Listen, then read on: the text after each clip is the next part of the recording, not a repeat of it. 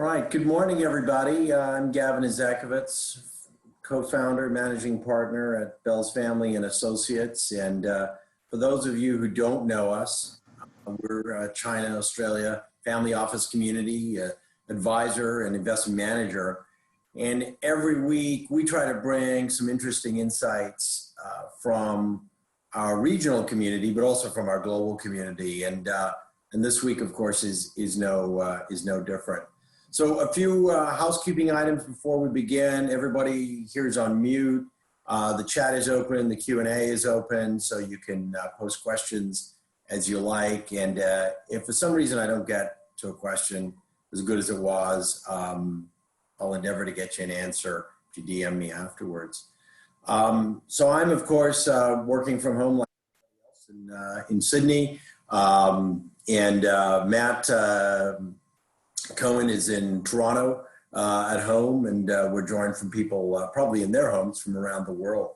So last week we heard a little bit from our friend Jerry at Hightow on the external environment for Chinese investors and how Chinese investors are thinking about deploying their capital around the world. Today we're going to turn our attention to the venture space. And it's my great pleasure to introduce Matt Cohen, who's the founder and managing partner at Ripple Ventures, a Toronto VC with a very strong connection in the Toronto, Montreal, New York, Boston venture community, early stage community. And Matt and I have known each other a long time. I went back on LinkedIn, and it turns out he joined the trading desk at RBC back in 2005. I remember back then he shone very quickly as a trader, as a savvy guy, and he had a great career at RBC. But what we didn't know then was Matt was busy building a very strong venture portfolio of his own and an awful lot of experience as a venture investor. And Matt can tell you a little more about his own journey as an operator when he introduced himself. But when Matt and I caught up last year and he told me what he was doing at Ripple Ventures, I was incredibly impressed. He turned what was his own capital into a successful fund and an incubator for some incredible SaaS companies. And that thesis is something that we're big advocates of here. So many venture funds take a statistical approach, and Matt will talk a little bit about what you can do to move from taking a statistical approach of betting on lots of companies to really incubating and helping great companies and founders along the way and generate great returns for investors, but also a great experience for founders. So I've been impressed with Matt as an investor, impressed with him as a thinker about the space and markets. Full disclosure up front, I do intend to put some capital into his next fund. I'm already a co-investor in one of his companies, the companies that Ripple has led an investment in called Aptio, great New York-based startup. And so clearly I'm a big fan. Matt, I'll turn it over to you to introduce yourself, and then we can dive right into some questions. Thanks very much, Gavin, and thanks very much for having me. Pleasure to meet all of you. It is currently 9 o'clock in the evening, and I have to say I have done a couple of these before, and I actually think I probably present better at the evening than I do probably in the morning. So thanks for sticking around for me. So Ripple Ventures is an early stage venture fund, as Gavin mentioned, that I started in early 2018. We have a bit of a different approach to investing at the early stage. Just for clarity, what we define as the early stage is kind of pre-Series A, so companies that have developed a product, they have a team, they have some revenue, and they're really trying to find that product market fit with the early traction that they have. But they haven't really put a decent amount of capital to work yet, so more than, let's say, a couple $1 million. And they're trying to accelerate the growth of the company. And that's where we come in, typically as the first institutional investor. We'll write checks of 1 to 2 million, try to target 10 to 20% ownership of companies. And we put a lot of hands-on structural support around our investments. Some investors tend to write 50, 100 checks, and they have maybe 20% of the portfolio make it through, and maybe only, a couple percent are their actual money makers. We try to take a bit more of a balanced approach to our investments. And it only works though because of our hands-on approach with investing. So if we were to invest in 10 companies, we try to have 25% to be our home run hitters, 50% to be in that sort of 1 to 5 times return or 3 to 5 times return, and then the bottom 25% to be 0 to 1 times. And so with that, it is a concentrated investment portfolio we take, but we do things that we think mitigate the risk on the downside by giving them a physical space to work in. So we're based in Toronto, Canada. We have a 5,000 square foot incubator where companies can come in, build a team from 5 to 15 or 20 employees. We provide a fractional CFO to every portfolio company we invest in. So we get to see their books, help them manage their deployment of capital, and then put in a bunch of financial kind of controls in place so that they are separating themselves from some of the earlier stage companies that have never dealt with managing a budget of 5 million or something. We provide a lot of structural support around PR, marketing, enterprise sales. We even give life coaches, or we call them career coaches, professional coaches, to our founders. A lot of them have never dealt with managing people before. And so those are just some of the things we'll do, but I'm excited to be here and look forward to discussing more about the early stage venture landscape. Okay, great. Hey, thanks for the intro, Matt. So let's begin with the big picture. You and I talked a lot about this offline, but I think commonly what we're hearing from LPs, from VCs at the moment is something like, I'd like to invest, but I'm uncertain about the future. I'm super cautious overall, or I'm looking to pick the bottom. Everybody's sort of showing a face on Twitter and Instagram and whatever. What's the reality of what you're seeing from both from your LPs and other GPs out there? Yeah, so I mean, I think that everyone has taken a quick pause to just sort of appreciate the situation we're being faced with and not trying to react too quickly.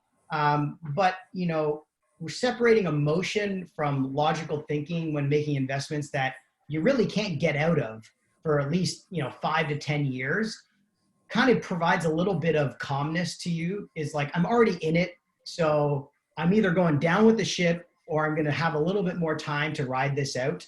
When you're a public market investor, I mean, you aren't sleeping these last few weeks or almost a month.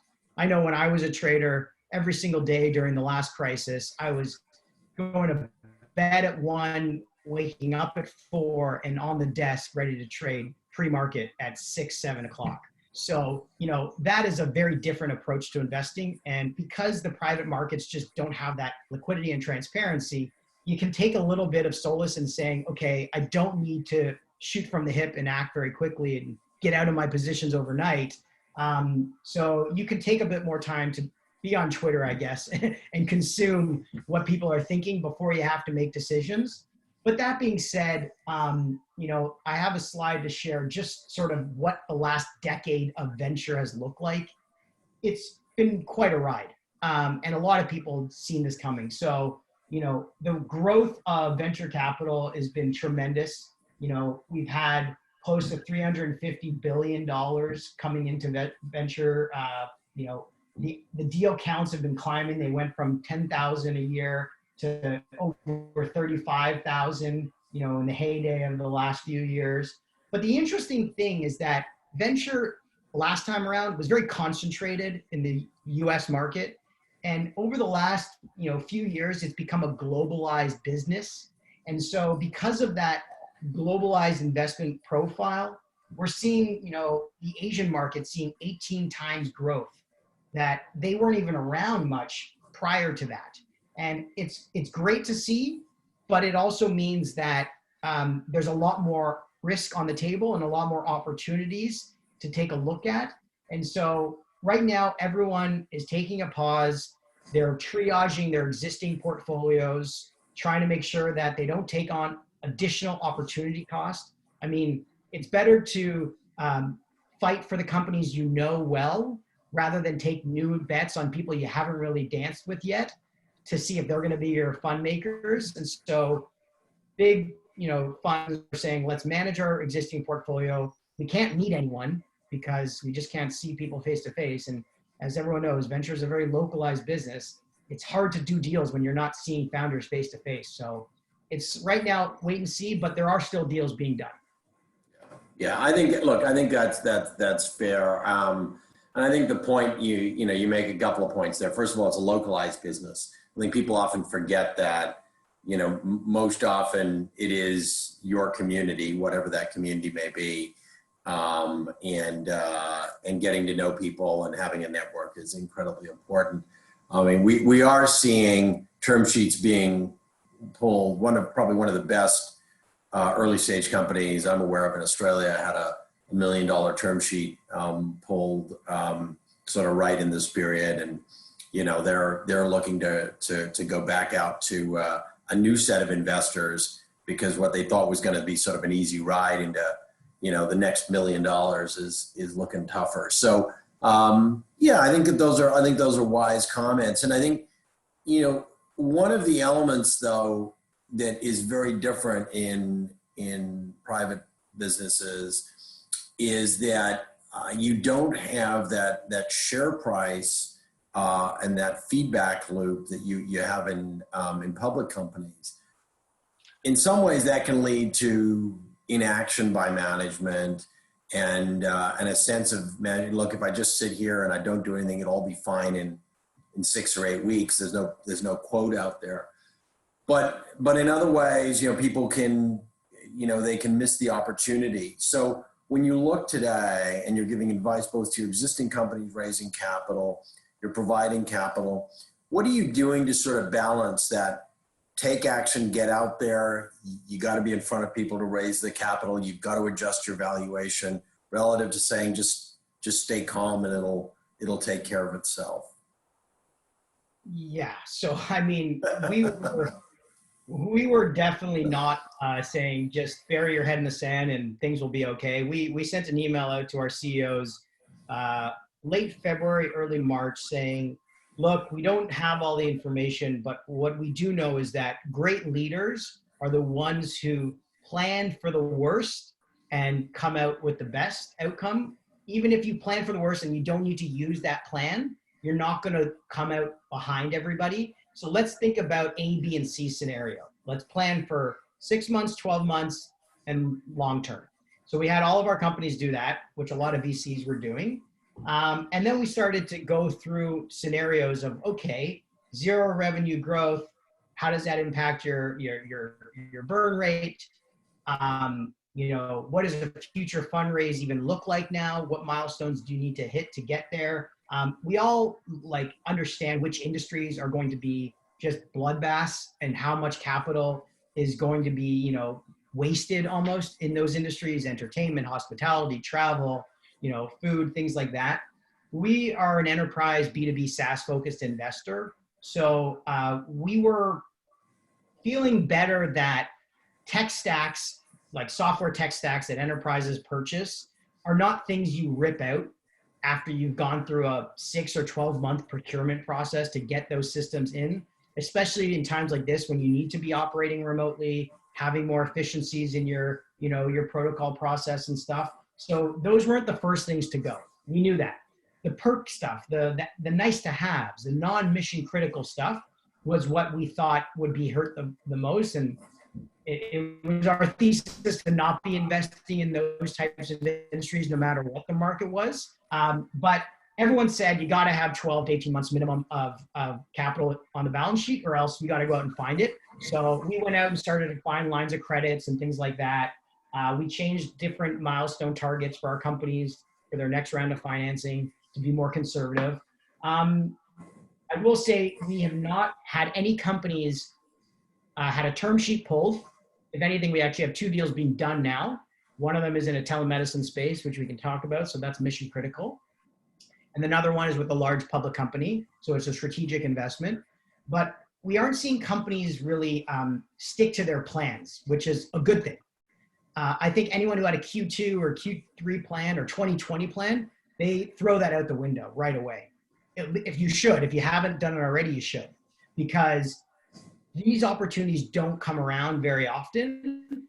And if you're not going to accelerate your company's growth or take advantage of certain things that are happening, then you're just going to be left with the herd, and you'll probably just ride with the tide in and out as things start to evolve. And we don't want to be in that position.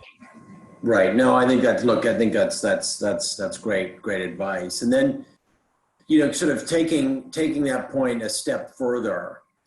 So how are you advising that balance of revenue growth as a driver? Because, for many of us, the multiple of forward revenue is the determinant of future value versus, what I think Andreessen Horowitz is calling, efficiency before growth, right? So, where do you think we are in terms of the efficient model winning out over the pure revenue growth model? I know it's not a bright line test here, but what's your best judgment? What guidance are you giving?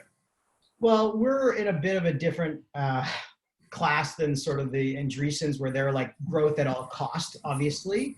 So we don't have a lot of capital to burn to begin with in our investments. If we did, then we'd go into finding the next cancer cure and spend $100 billion and have a home run hit in 10 years. We're not in that sort of class of investing. So we start off with a very bottoms up approach to investing in companies. We don't care what their revenue projections look like. We actually don't even ask for them in a financial model when we're doing due diligence. All we care about is your operating budget. What is the money we're giving you going towards, and how long can that last you to get to some degree of sort of revenue traction? So we build companies from a capital efficient perspective right from the beginning. I mean, that's why we put a fractional CFO into the businesses, because we don't really trust the founders know how to manage your budget properly. And so I think the capital efficient mindset, it's not for everyone. It really isn't. And some investors they start that way because they're dealing with a small pool of capital. But as you start to evolve, you start to just think about, what, I can not have to be capital efficient. I have so much money to burn. I don't need to be capital efficient. So therefore, I'm going to grow at all costs. Now, we do have some companies that are not growing revenue, but that is by choice. And those are those network effect companies, right? Instagram kind of companies that don't make money, but their network and their utilization grow like 100% month over month. So those kinds of investments that we've made, we consciously have an idea of how much money they're going to need to get to an inflection point of growth, network growth, before they turn on the payments and transaction volume, stuff like that. So, but those are very selective for us. But for the most part of our companies, we try to have 3-to-1 payback on LTV to CAC. So we try to make sure our companies are right in that sweet spot, 3-to-1. Sometimes we have companies at 4-to-1. We do not like companies that have 2-year sales cycles that see ACVs of $50,000. So that just won't work. Yeah. So we don't touch those companies, and that's it. Yeah, no, that's, I mean, it's always the, there's some great companies that have long sales cycles. It's just, I always wonder who's got the courage to finance them. It's certainly not us. It's certainly not me.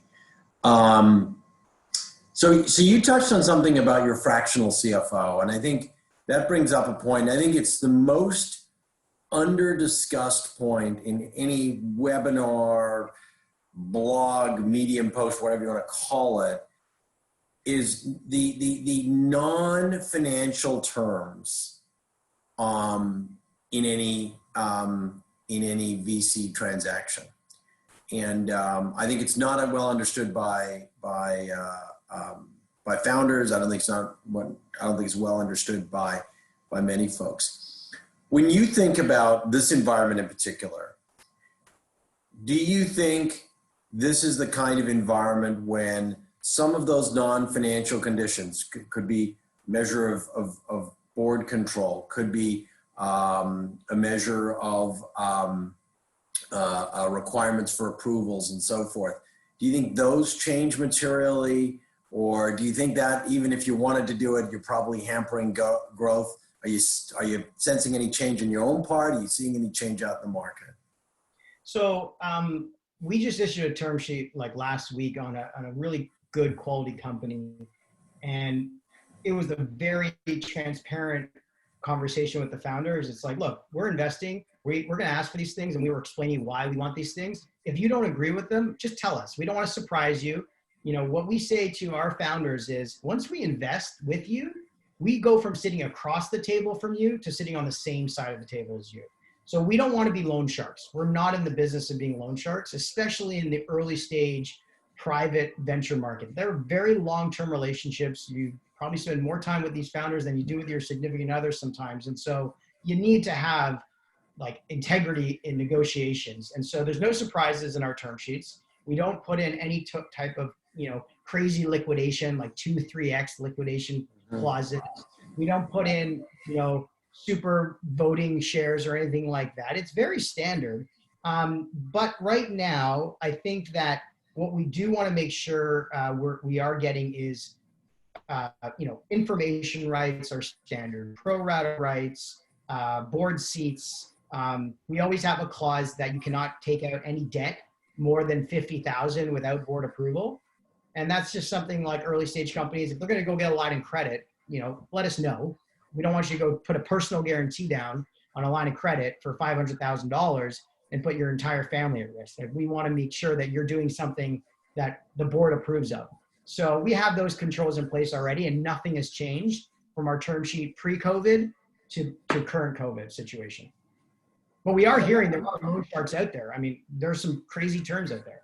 Yeah, no, and one would expect that. And do you think that this is sort of the opportunity in that you're seeing capital fade away, you're seeing the only term sheet that somebody sees is a really ugly one. You know, most often, I guess in my experience, the really ugly guys don't look ugly up front. They generally put a big sticker price up, and then they bury all of the nasty details deep in the terms. You know, is that giving you more of an entree to companies that may not have been as receptive to your call previously? Absolutely, yeah. I'd say, you know, even on the deal that you came in on with Aptio, they received a term sheet from another group at double the valuation that we offered them, and they took ours instead. And I asked the founders, why would they do that? And they said, because at this stage, at the early stage, dilution is not the most important thing. If we have 100% of something that's worth zero because we get forced by a board that we don't agree with to do some stupid things, what does it matter what kind of, you know, ownership of the company we have? We want to build relationships with strong investors that are long-term partners that see the vision that we have and want to build it together and demonstrate value early on, rather than holding us to some, you know, crazy expectation that we're going to 10x the share price in the company in a year to help out their fund. So yeah, we are seeing, we saw this before COVID, and we're seeing it now. Companies are throwing out term sheets at higher valuations to lure in companies to sign them, but there are bad things buried in the details that you should just make sure your lawyers read for. And so the deal that we're doing in our new opportunity fund is actually exactly that. It's a very fair, honest term sheet at a lower valuation than the founders were hoping for, but they know us. They spoke to all of our portfolio founders. They know them very well. And they said, look, you're going to get the honest, transparent approach to investing from Ripple, and it may come at a lower valuation than you were hoping, but it will pay off in the long run. And that's, I think, the right way to do it. Yeah, no, I couldn't agree more. And it takes a lot of discipline and maturity on the part of founders to think that way as well. Well, you know where their incentives lie. Is it cash or equity? Yeah. No, for sure. Maybe let's just talk a little bit about founders. And, you know, I think one of the things that impresses me about your thesis, and again, everybody says they're founder friendly, founder aligned, run by operators. There's a lot of, you know, chatter about that. But but that really understanding the stress of somebody running a small company, somebody with, 5 or 8 employees, where every new deal matters, every ripple in the economy is a big deal for them. What are you doing to help these guys handle some of the stress? Because there is real stress. And what are you seeing from them in terms of their responses, both good and bad? And obviously you're not going to name names, but what's the context that you're seeing, and maybe what are you learning out of this? Because every crisis is a little bit fresh period for learning for all of us. Well, it's interesting. When we sent out the original letter about how to not bury your head in the sand and sort of prepare for the worst and prepare for the best as well, there were some founders that took that to heart and started to get to work and actually do the work. And other founders were like, oh, this will just blow over. And a couple of weeks later, the ones that said it would blow over came back and started asking us for our advice and opinions. And so we don't try to punish founders who don't see things our way for the very first or second time. We try to make them aware of, look, we're on your side. There are people that have walked in your shoes before. It's okay to admit you don't know what you don't know. So use your board and use your advisors and your investors as support rather than looking at them as the enemy during times like this. And that's why we actually force our companies to have boards very early on. So we train them to understand why a board is important, not to hold you accountable, but to help you through crises like this. A lot of founders, especially first-time founders, they have this hatred toward boards and board meetings, and they think it's like the devil. And what we try to explain to them, it's not about ripping you for failing to hit your KPIs and your OKRs, but it's supposed to be used as a gut check on the business and also to help you strategize for things that you just can't do on your own. And so we try to work with founders a lot, not just on board stuff, but every single day. And so the founders that are humble to admit what they don't know are thriving because they're taking advantage of the resources around them. And unfortunately, the ones that weren't looking to get our advice and take our support before COVID, they're definitely not taking it now. And it's going to hurt them a lot. And it's unfortunate. So what we try to do in our due diligence process is push and challenge founders before we invest to see if they're open to change and suggestions on their business or whatever, to see how they handle that. We don't care if they agree with us, but are they even open to having that dialogue, or are they resistant to change? Because if they are now, they're most likely to be resistant to change when times are really bad because their back's up against the wall, right? Yeah. It's vanity metrics. Vanity metrics in a business are so easily uncovered in times like this. Right. You see who's swimming without their trunks when the tide goes out.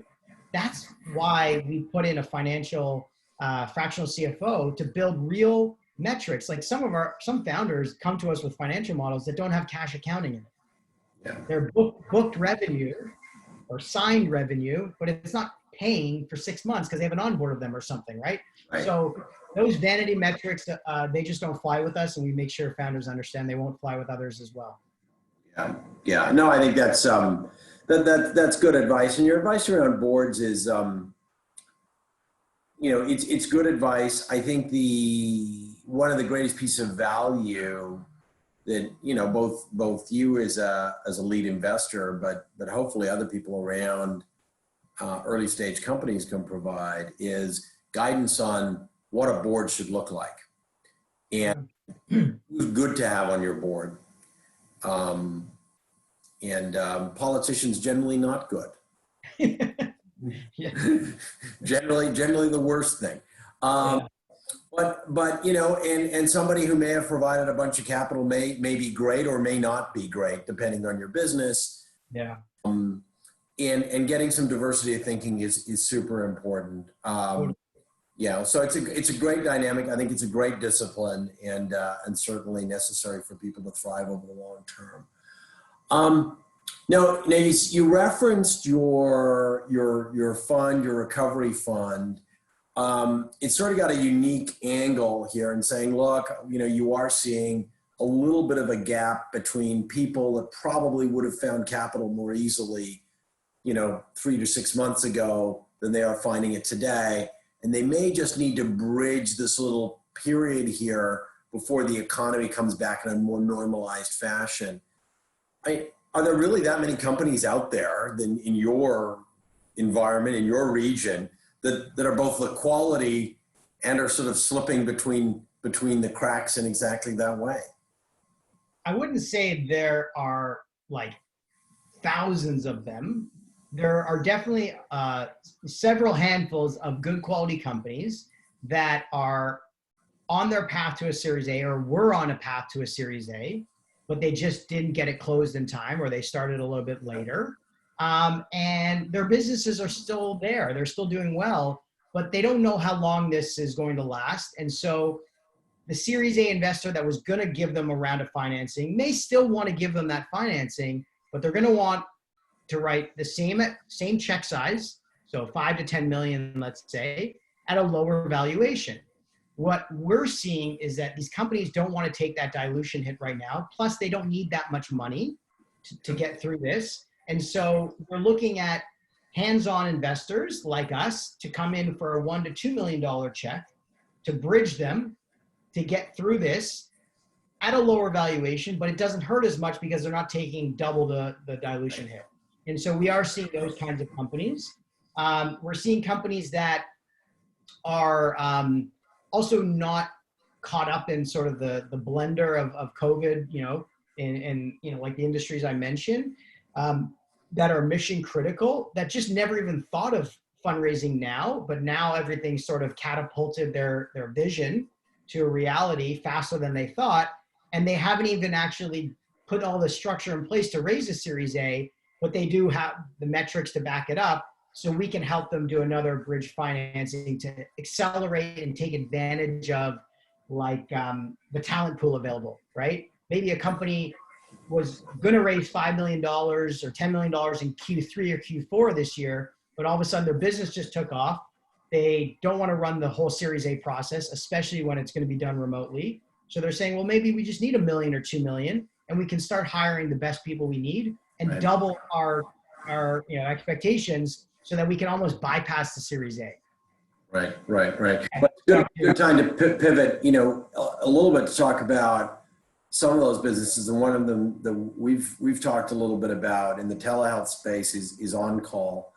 It was probably a good example of it. I mean, that's an existing company, but maybe interesting just to talk a little bit about a company that's now probably had a bit of a tough go in terms of finding traction. I mean, it's not an easy space for a lot of regulatory reasons. And now it has become mission critical, right? Is that a fair description? Perhaps I've overstated it.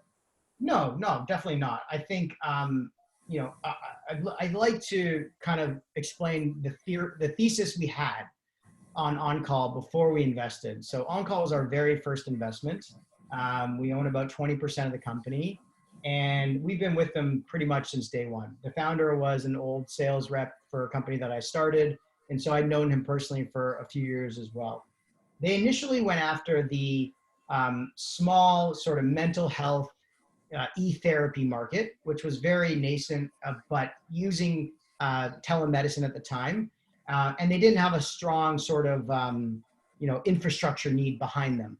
It was basically get on a call, talk with your patient, and then follow up with them in a week or a month. And they didn't really need much in terms of like integration with healthcare records, billing services, sort of secure encryption.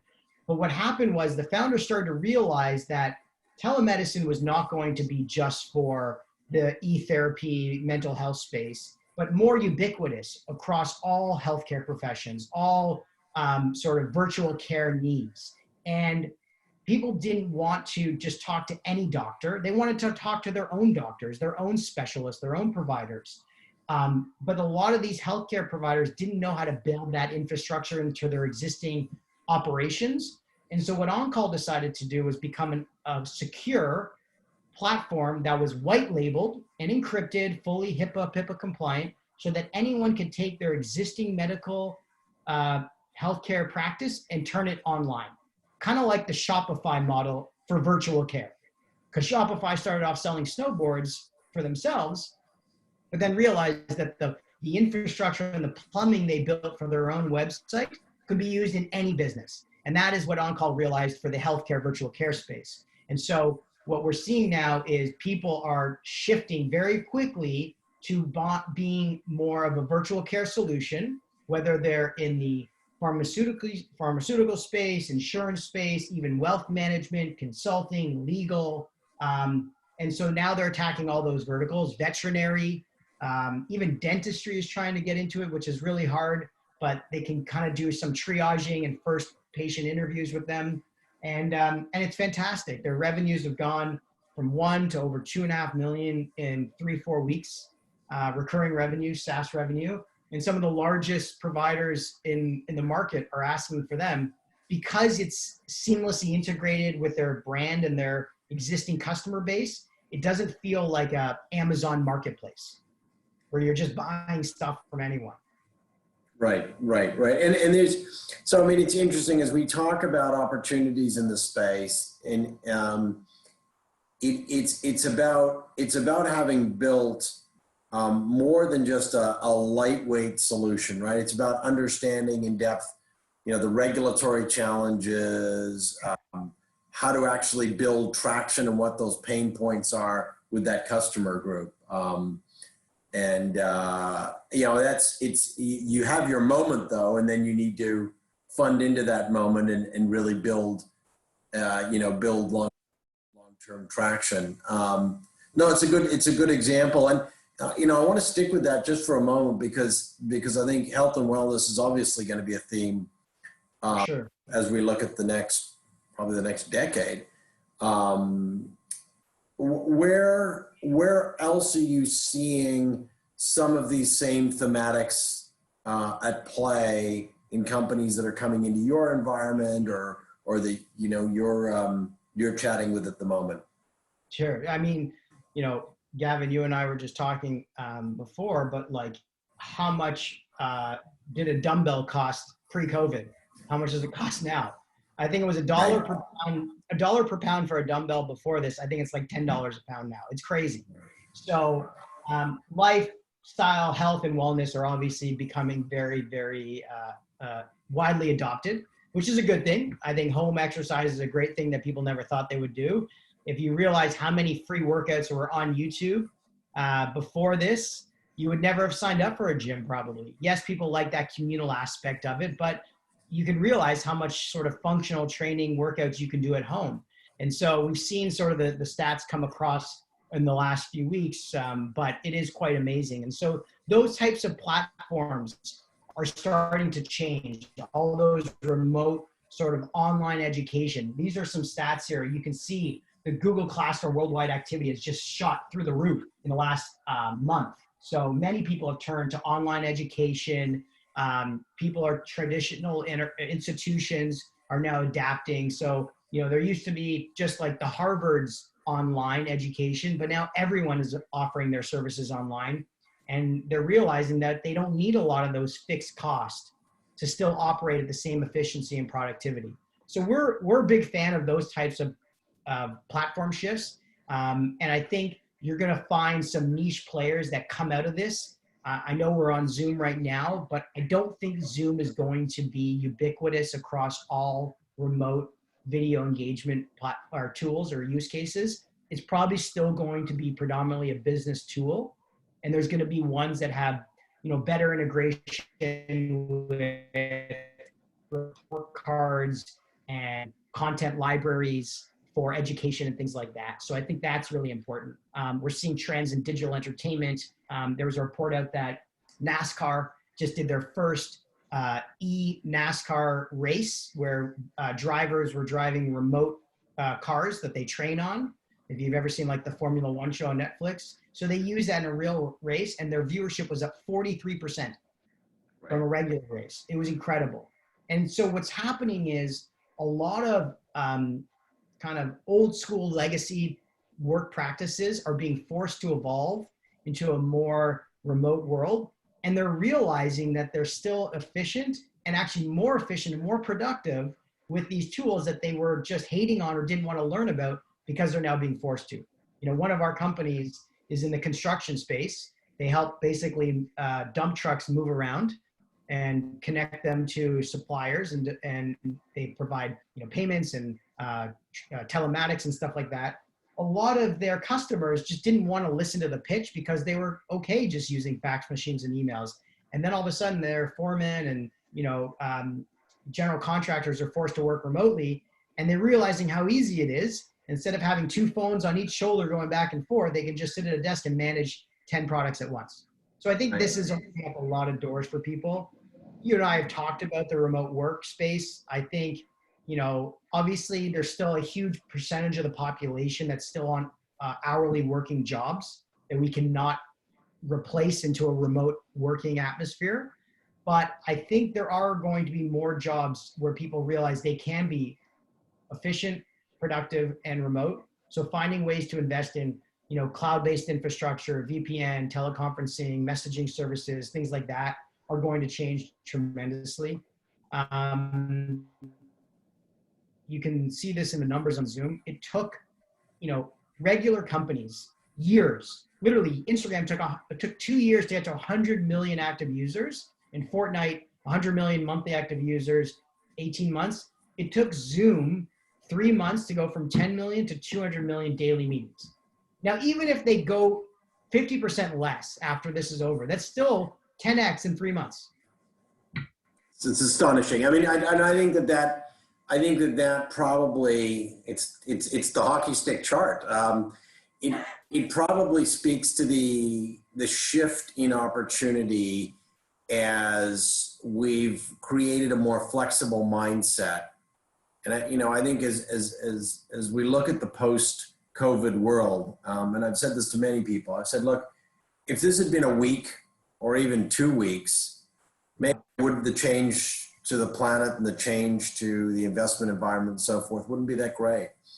But this is somewhere between, depending on how you measure, 6, 8, 12 weeks, could be reaching deep into the summer, in the North American summer and so forth. We are materially changing how people are operating and communicating, and their receptivity to technology is clearly changing. So we're into a new paradigm for sure. And it's interesting. You know, I wanted to talk a little bit about transportation and logistics, because that's an old school business where people have been pretty darn happy to do things the same way for a long time. But they were literally crowbarred into a new paradigm, and now they're not unhappy about it, and now they're not going to go backwards, right? So think about that. You know, where do you think this takes us? So where do you think this takes us from here? Where do you see those other Zoom-like changes coming as you think about, you know, not necessarily just from your fund, but even as an investor? Yeah, so I think this was a big, like, eye-opening experience for the entire supply chain industry. I think this, you know, this kind of worried people that their supply chains were so concentrated on a very few small, you know, suppliers for anything you think about. So, you know, you think about produce. Most of the produce in North America comes from California. If you think about meat, comes from very small Midwest states. If you think about consumer goods, a lot of it comes from overseas in Asia. And so I think this is going to cause the re-onshoring of supply chains. I think a lot more people, as Andreessen said, you know, we need to build stuff. And I think people are going to get back to building stuff more, and things will become more localized because they want to have redundancy in their supply chains. And I think you're seeing that already in the jobs that are being posted on ZipRecruiter in the last month are jobs that people would not have wanted a couple months ago because they're in such demand. And I think they're going to sit that way. You're seeing jobs in, this is all supply chain, basically. You have flatbed truck drivers, increase of 1,000% in job postings.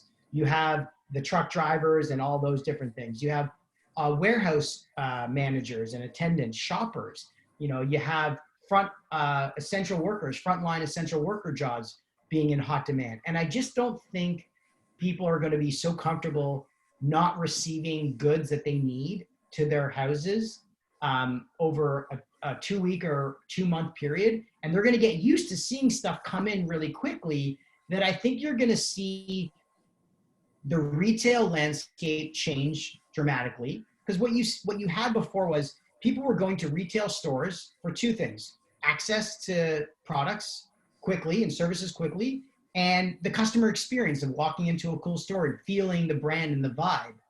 Well, what happens if you can get those 2 things from the wholesaler or from the supplier directly? And if there is a way to get the cost and just-in-time inventory delivery down to a point where the consumer feels like the retail experience is almost the exact same, I think that's going to have a very significant impact on the retail industry and also the real estate industry, because people are not going to need to do those things. So that's where we're trying to make sure we're investing. So our first investment in our new opportunity fund is in a broker and shipping software trucking management system. So they basically help the entire supply chain have transparency and connectivity from the shipper to the broker and to the carrier all the way through, which is not something you've seen in the third-party logistics space before. There's been basically one legacy software provider that's done it, and it's bandaged together. And I think shippers are going to want to take back control of their relationship with their customers and not rely on third-party, service providers who don't really care about the customer experience. And that's going to change, which is what Shopify has been trying to do, right? They're trying to basically solve every problem a business would ever have, whether it's capital, shipping, logistics, warehousing, marketing, capital allocation, all those things. And that's going to change as well. I mean, personally, I have a story where my uncle was on a storefront property for the last 20 years. His landlord wouldn't give him a break. He went into the store last week at 10 o'clock at night, packed up the entire store out by 4 in the morning, and he opened up his online site the next day with a warehouse. Right. Well, I think that's going to be the experience throughout the retail landscape. It presents some interesting challenges for real estate, and that transition of that real estate from retail to something else. This probably, we've been calling the death of the mall for a decade. Maybe this is the death of the mall. We'll see. Well, look, Matt, you've been very generous with your time. It's great hearing from you. I do want to give you a minute to talk a little bit about what you're doing with your fund that you're just closing up now. You may have already closed it, but I think regardless, kind of interesting for people to hear just how you're thinking about it, how you're targeting investments, and then where you go from there. Sure. Yeah, absolutely. So we were in a process of raising a second fund after our first fund has made 10 investments. We've got some pretty good traction in the first fund. And so our investors were asking us to raise another fund, but COVID happened. And so we kind of were trying to be respectful of our investors' financial situations. But some of our investors actually called us a month ago and said, hey, we want to actually move faster on the opportunities you're discussing. So we'd like you to close an opportunity fund to take advantage of the dislocation in the market, which is always nice to have investors that want to give you money and get you, in the action and back to work faster. So we're right now, actually this week, kicking off the initial closing of our special purpose opportunities fund, starting with $10 million US, with room to grow up to 25 million if we see some really great opportunities. And the goal really is to invest in seed plus companies that are on their way to a Series A, but like I said, don't want to take on significant dilution, but want to work with hands-on operators like us to get them through this time and build out that infrastructure and growth, governance in their businesses. It's going to be the same focus we've always had, high quality B2B enterprise SaaS investments, predominantly in the Northeast, so Toronto, Waterloo, Boston, New York. And our two main investment thesis criteria are as follows. One, it's the advanced workflow automation tools that people are starting to realize in an environment like this that they can't live without. So taking those, redundant manual processes and putting them into a digital, efficient, and transparent environment so that you can run your business remotely if you need to. But it's not a remote sort of thesis. It's investing in the infrastructure that allows you to remove those manual processes from your day-to-day business. And then the second thing is similar to the investment that Gavin was mentioning before, similar like an Apptio. We believe that there are companies out there that are not taking advantage of all the information and data points available to them. And we want to help them figure out ways to energize and make their business more efficient while using the data available to them internally and externally from all the public data sources available. We think that consulting, if you will, should not be only offered to the Fortune 1000 companies. We believe that small, medium businesses, mid-size enterprises should have the ability to have data scientists and machine learning capabilities as the costs are coming down at their fingertips to make more informed decisions on how to run their businesses. And so that's something that we want to invest in as well. So well, it's fantastic. Yeah, it's a neat fund. It's the right timing. It's great to have investors who are advocates, and so they should be. Well, Matt, thank you so much for staying up late in Toronto, spending time with me and with us, and great to hear your thoughts. Look forward to catching up in the next few months as you embark on investing that capital in those new enterprises. Have a great evening, and thanks for joining us today. Thanks for having me, Gavin. Nice to meet all of you. We'll chat soon. Bye-bye. Bye.